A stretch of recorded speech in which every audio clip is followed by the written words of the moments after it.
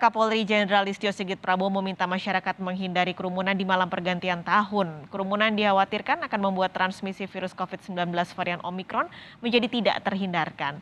Pernyataan ini disampaikan Kapolri saat meninjau vaksinasi massal Akabri Angkatan 2021 yang berlangsung di Sentul, Bogor, Jawa Barat.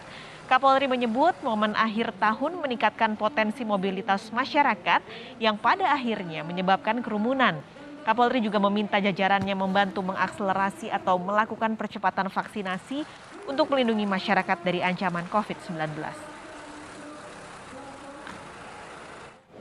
Ini dalam kesempatan ini saya ingatkan sebaiknya dihindari dan laksanakan apa yang menjadi ketentuan di dalam surat edaran dari Mendagri.